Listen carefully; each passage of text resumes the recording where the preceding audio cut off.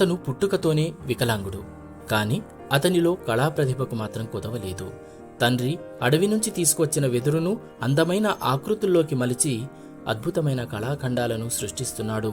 వరసకు మామ అయిన మరో వ్యక్తి ఆయనకు జతకూడటంతో ఇద్దరూ కలిసి వెదురు వస్తువుల తయారీలో రాణిస్తున్నారు.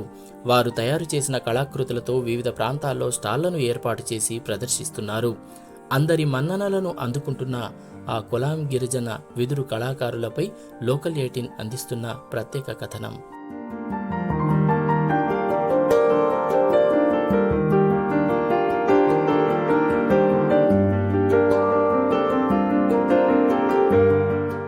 ఇది అడవుల జిల్లా అయిన ఆదిలాబాద్ జిల్లాలోని మారుమూల గిరిజన గూడెం. పేరు నడ్డంగూడ. నార్నూర్ మండలం పరిధిలోకి వచ్చే ఈ గ్రామానికి చెందిన ఆత్రం జలపతిరావు, మడావి రాము ఇద్దరు కొలాం గిరిజనులు.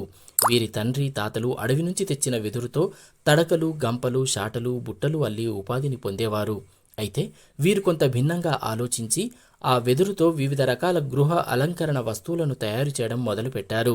వాటికి ఆదరణ లభించడంతో పక్షులు, ఎడ్లబండ్లు, అమ్ముల పొది, పూల కుండీలు ఇలా పలు రకాల అందమైన వస్తువులను తయారు చేస్తున్నారు. అయితే వికలాంగుడైన జలపతిరావు తండ్రి అడవి నుంచి వెదురు తీసుకువచ్చి ఇస్తారు. అంతేకాకుండా వీరు అవసరాన్ని బట్టి నాగపూర్ తదితర ప్రాంతాల నుంచి కూడా వెదురును కొనుగోలు చేసి తీసుకువస్తారు. వెదురుతో తయారు చేసిన చిన్న పూలకుండి 200 నుంచి 300 రూపాయల వరకు ధర పలుకుతోంది. ఇలా వస్తువును బట్టి ధర ఉంటుంది. స్వయంగా వివిధ రకాల వస్తు సామాగ్రిని తయారు చేయడమే కాకుండా ఈ వెదురు వస్తువుల తయారీలో వీరు మహిళలకు శిక్షణ కూడా ఇస్తుంటారు. గత 15 సంవత్సరాలుగా ఇలా వెదురు వస్తువులను తయారు చేస్తున్న ఆత్రం జలపతిరావు పుట్టుకతో వికలాంగుడు, అవివాహితుడు కూడా. ఇతనికి మామ వరుస అయిన మడావి రాముతో కలిసి గ్రామంలోనే ఈ వెదురు వస్తువులను తయారు చేస్తున్నారు. చిన్న చిన్న యంత్రాలను కూడా సమకూర్చుకున్నారు.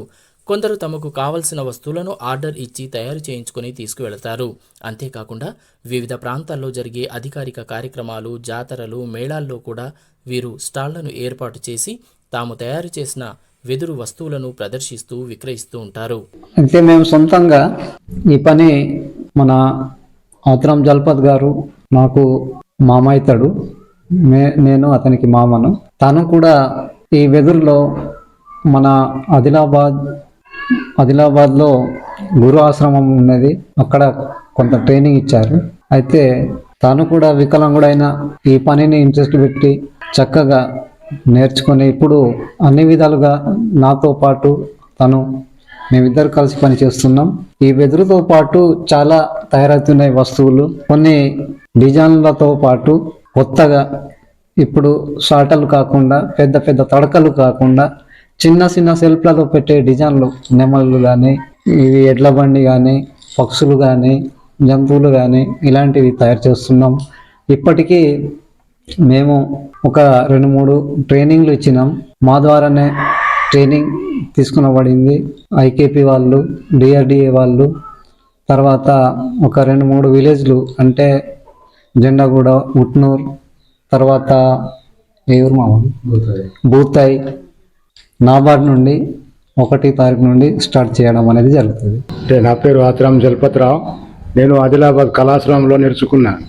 ఇప్పుడు ఇంతకుముందు మన గుట్నూరు జెండాగూడలో ట్రైనింగ్ ఇచ్చేసిన, ఇంకొకటి బూతాయిలో ఇచ్చేసిన, మళ్ళీ నార్నూర్లో, మళ్ళీ ఇప్పుడు మా నడుంగూడలో ఇస్తున్నాం సార్. ఇప్పుడు ఈ పని సార్ అంటే 15 సంవత్సరాలు అవుతున్నాం సార్. అంటే సార్ ఇది మన బుట్టలు, ఇది కానీ డిజైన్ సరుకులో పెట్టేది, అవి మెమరీలు, ఇంకా ఎడ్ల బండిలు అన్నీ సార్ అంటే షో మోడల్ వేస్తున్నాం సార్. డిమాండ్ సార్ అది వస్తువు బట్టి ఉంటుంది సార్. తమ అద్భుత ప్రతిభతో వెదురుకు కొత్త రూపును ఆపాదిస్తూ సరికొత్త కళాఖండాలుగా మలుస్తున్న ఈ కొలాం గిరిజన వెదురు కళాకారులకు ప్రభుత్వం మరింత తోడ్పాటును అందిస్తే వీరు ఇంకా రాణించే అవకాశాలు లేకపోలేదు.